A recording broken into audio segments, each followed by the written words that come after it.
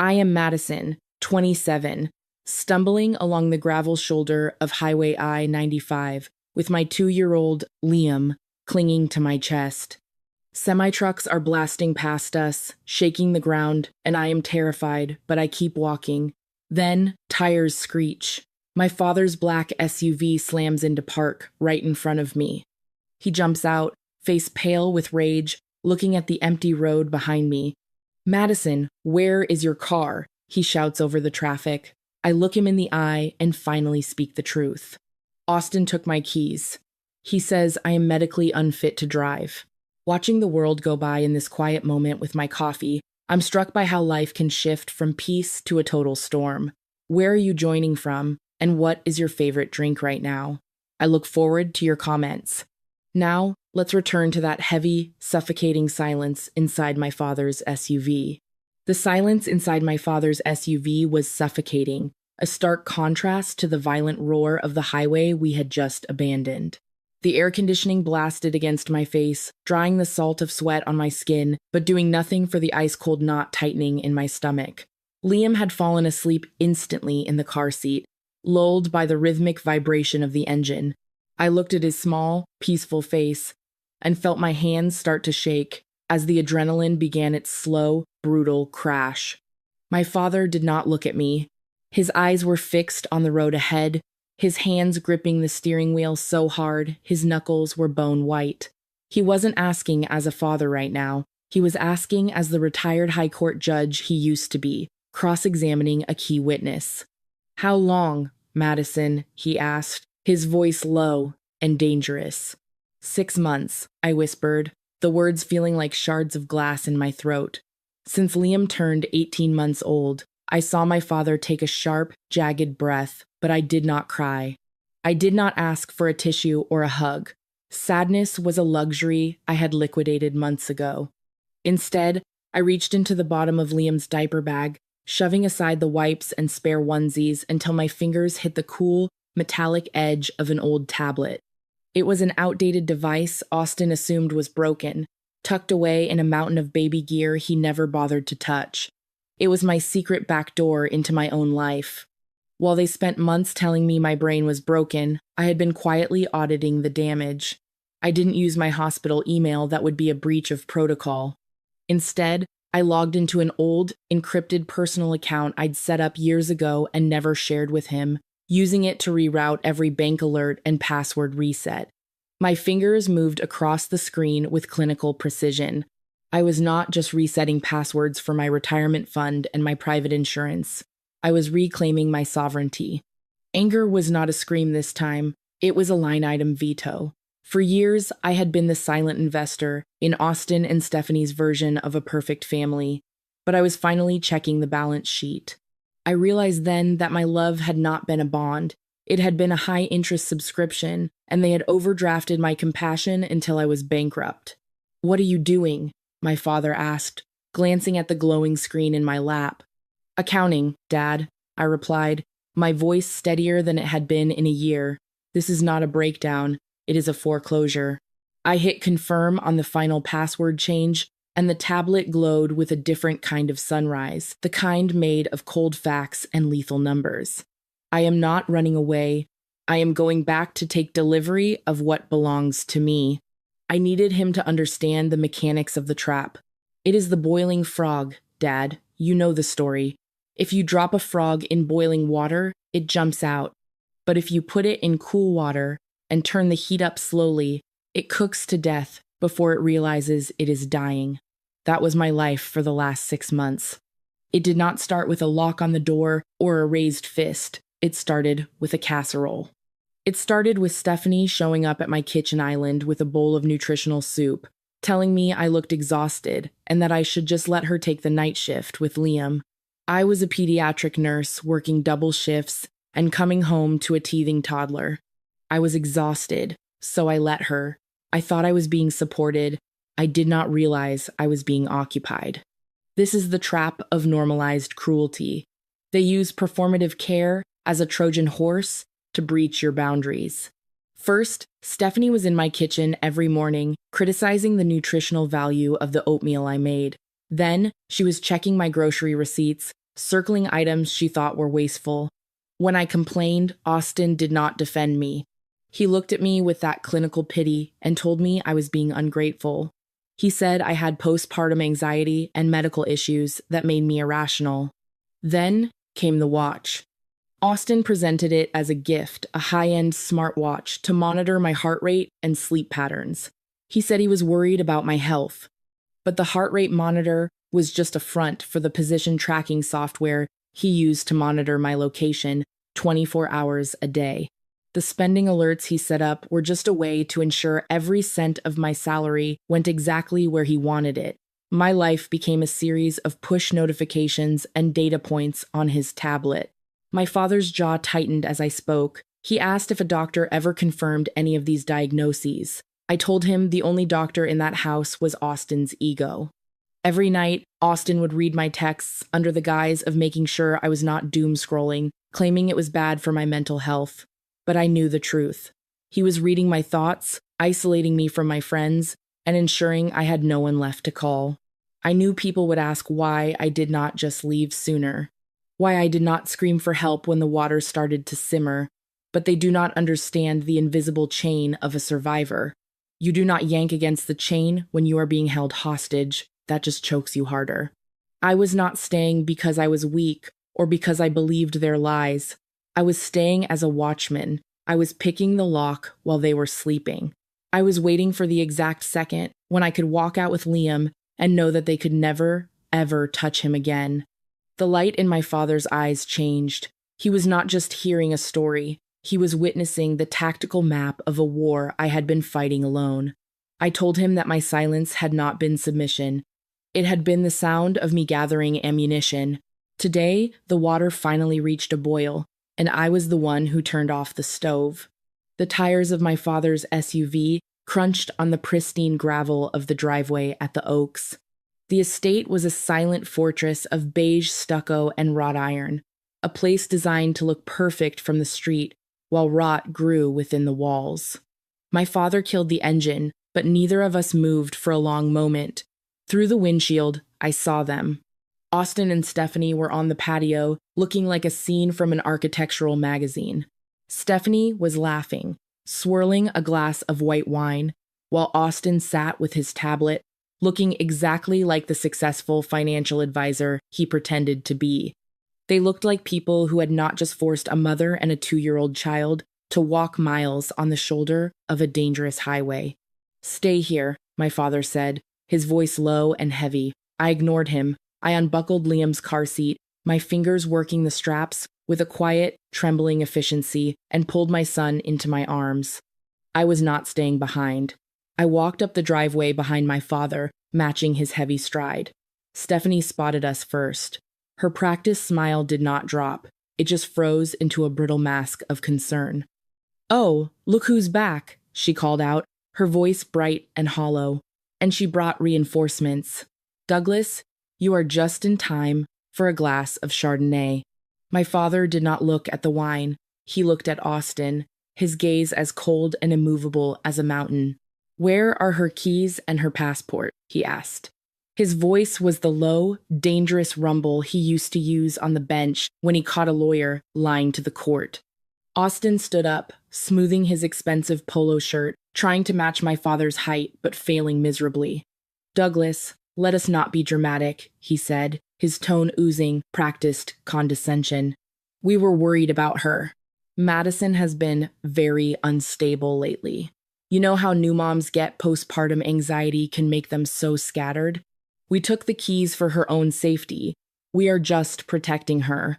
The casual misogyny made my skin crawl, but I did not break. I did not give them the emotional reaction they were baiting me for. I stepped out from behind my father's broad shoulders. "I am not unstable, Austin. I am leaving," I said. Stephanie let out a short, sharp bark of a laugh. "Leaving? Where are you going to go, Madison? You do not have a job, you do not have a car, you barely have a brain cell left that is not focused on diapers. We are the ones keeping this family together, because you are clearly incapable of doing it yourself." My father stepped between us, his presence a physical barrier of justice. "You are not protecting her. "You are holding her hostage," he said, his voice low and terrifyingly steady. "Give her the keys and the documents. Now." "No," Austin said, crossing his arms and jutting out his chin. "You are just a retired judge, Douglas. In this house, I make the rules. I am the law here. If she wants to leave, she can walk. But she is not taking my son anywhere. If she tries, I will call the police and have her committed for a 72-hour mental health evaluation.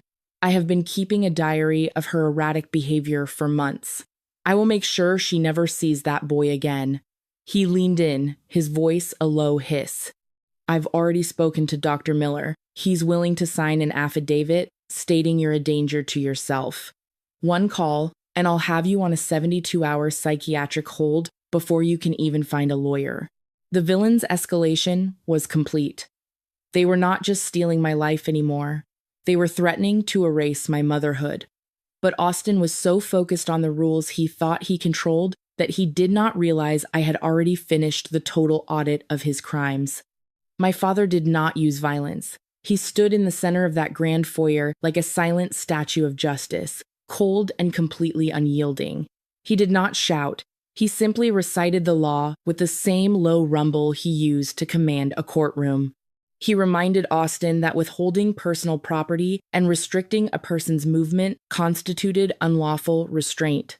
He looked at Stephanie and told her that if she lied to a 911 dispatcher about a custody dispute to incite a police response, she would be facing charges for filing a false report. I ran past Austin, dodging his outstretched hand as he tried to grab my shoulder. I raced up the stairs, my heart pounding a jagged, frantic rhythm against my ribs. The house did not feel like a home anymore. It felt like a crime scene. I tore open the closet door and began shoving clothes into a duffel bag with a frantic speed. Liam's onesies, my clinical scrubs, my jeans, anything I could reach. My breath hitched in my throat, but I kept moving. I went straight for the mattress. Stephanie was always too busy inspecting the dust on my baseboards to ever check what was hidden beneath the bed frame. I pulled out the thick manila folder I had been building for months. It contained photos of Austin's bank statements I had snapped when he left his laptop open, and screenshots of texts between him and his mother, discussing how to manage me. I was not just surviving, I was gathering ammunition. My father remained a statue in the doorway, his back to me, acting as a physical barrier between me and the people who had slowly dismantled my life. He told me later that he had seen the light going out in my eyes 6 months ago, but he had mistakenly thought he was respecting my boundaries by giving me space. He realized now he had left me behind enemy lines without a weapon. As I reached the bottom of the stairs with my son in my arms, I did not look at the kitchen where I had cried over burnt toast. I did not look at Austin's disbelief. I walked straight to the patio table and dropped a single sheet of paper in front of Stephanie. "My SUV," I said, my voice clinical and devoid of the instability they had tried to label me with. "The $25,000 vehicle my father bought me when Liam was born. You sold it 3 weeks ago, didn't you, Austin?" He had manipulated me into signing a joint title months ago, using the word "or" between our names, which legally allowed him to liquidate the asset without my secondary signature. The bill of sale was dated the day after he took my keys. He did not sell it for the family. He sold a gift given to his wife to pay off a credit card that belonged to Stephanie. This was the reality of their classy life. It was the illusion of power from an empty wallet.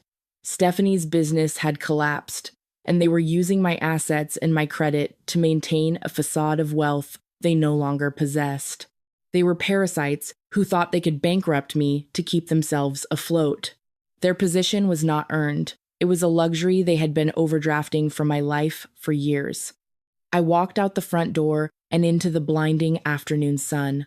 The air out here did not taste like their perfume and manipulative lies. It tasted like oxygen. I got into my father's SUV, and as we crunched over the pristine gravel driveway, I did not look back. The look of shock on Austin's face as we pulled out of the Oaks was not nearly enough for me. I did not want a head start. I wanted accountability. Back at my father's house, I sat at the sturdy oak kitchen table and opened the laptop I had retrieved from my duffel bag. I was not looking for digital memories or family photos. I was logging into the cloud-based security system Austin had installed to keep me under his thumb.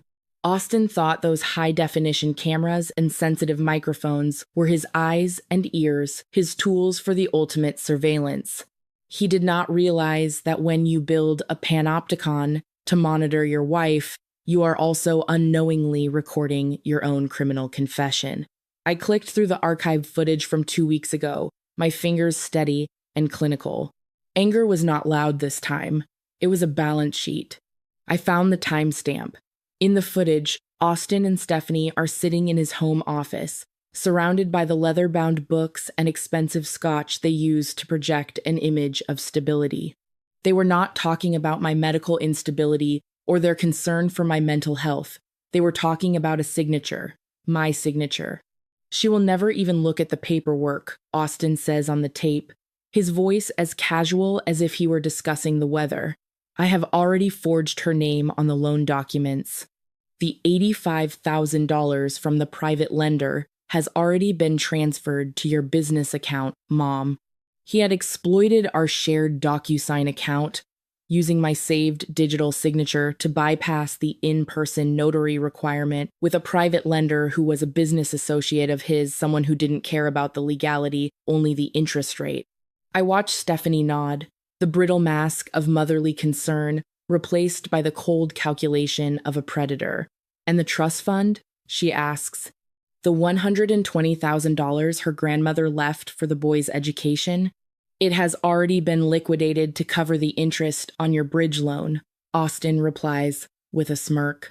By exploiting his status as the sole trustee and presenting a forged medical letter claiming I was mentally incapacitated, he managed to bypass the bank's oversight for an emergency hardship withdrawal. Madison is too scattered with the baby to notice a missing account. By the time she figures it out, we will have the firm back on its feet. I hit pause on the video, his smirking face frozen on the screen.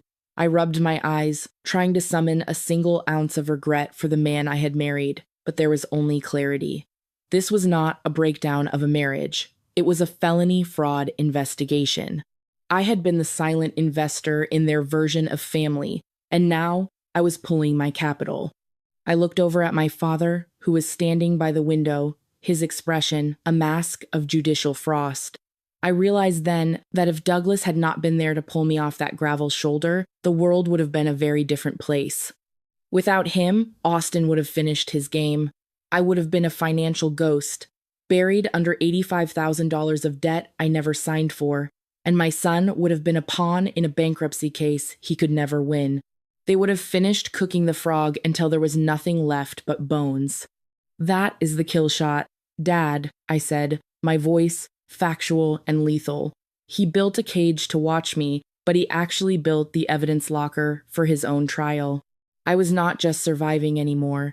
Inside, my laptop glowed with the only kind of sunrise that mattered, the kind made of cold numbers and undeniable retribution. Austin and Stephanie did not wait long. They arrived at my father's house an hour later, their imported sedan sliding to a halt, with a desperation that mirrored my own 3 months ago. Through the living room window, I watched them climb out. Austin was still in his polo shirt, but he looked frayed, his face a mask of sweating arrogance. Stephanie was clutching her phone like a weapon, already shouting before she even reached the porch. I did not hide in the back room. I did not pull Liam away from the window. I walked to the front door and opened it before they could even knock. My father stood right behind me, a silent, towering presence that acted as a legal and physical firewall. "Give me my son, Madison," Austin barked, trying to push his way past the threshold. "You have 5 seconds before I call the police and report a kidnapping. You are unstable, you are high on whatever those pills are that you are taking, and you are not fit to be in the same room as that boy." My father didn't flinch. "Go ahead, Austin, dial it. In this state, without a standing court order for custody, a biological mother taking her child is a civil matter, not kidnapping. But when they arrive, I'll be handing them the evidence of your wire fraud. Choose your next move, very carefully. I did not flinch. I did not raise my voice to match his. I simply held out a heavy manila envelope. You are right about the police, Austin, but wrong about the charges. He grabbed the envelope, his fingers fumbling with the seal. Stephanie leaned in over his shoulder, her eyes darting across the pages. I watched the blood drain from their faces in real time. It was a beautiful, clinical transformation. Inside were the high-resolution stills from the office camera, the transcripts of the recording where they admitted to the $85,000 forged loan, and the digital trail of the $120,000 they had siphoned from Liam's trust fund. This is not a marriage issue anymore, I said, my voice as cold as a surgical blade. This is felony fraud, identity theft, and misappropriation of funds. My father's former colleague is the district attorney, and he has been waiting for a case this airtight for years. Stephanie let out a sound that was not quite a scream and was not quite a sob. It was the sound of a predator realizing it was caught in its own trap. Madison, please, she whimpered, her brittle confidence shattering into 1,000 jagged pieces. We can talk about this. It was for the business. We were going to put it back. The window for talking closed when you took my keys and left me on the side of a highway, I replied. I pulled a second set of documents from behind my back, a unilateral divorce filing and a notarized confession and restitution agreement. You have 5 minutes. Sign every page, or this entire file goes to the prosecutor's office. I do not want your apologies. I want my son's future back, and I want you out of my sight. Austin looked at my father, then back at me. He looked for a weakness, a flicker of the scattered woman he had spent months creating. He found nothing but a balance sheet that had finally been settled. He sank to his knees on the porch, his hands trembling as he reached for the pen. Stephanie just stood there, her mouth opening and closing in a silence that was finally, blissfully honest. They were not shocked by what they had done. They were only shocked that I had stopped playing the role of the victim. This was not revenge. It was a total liquidation of a toxic debt. I watched them sign away their power, page by page, until there was nothing left of the cage they had built for me but the ink on the paper. 3 months later, I locked the door to my own apartment. It is not a fortress of stucco and iron, and there are no high-definition cameras hiding in the crown molding. It is a small, quiet space in Savannah, chosen by me, paid for by me, and guarded only by the peace I have fought to reclaim. I have returned to my work as a pediatric nurse, but I do not walk into the hospital feeling scattered or medically unfit anymore. I walk in with the clarity of someone who has seen the mechanics of a trap and survived it.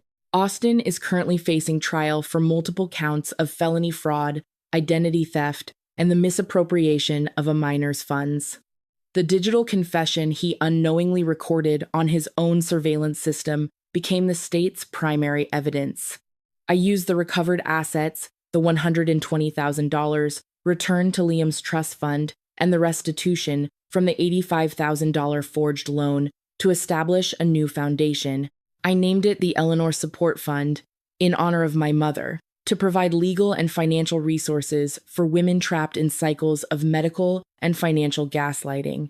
I have come to realize that real justice is not just about the fire that burns the cage down. It is about what you plant in the ashes.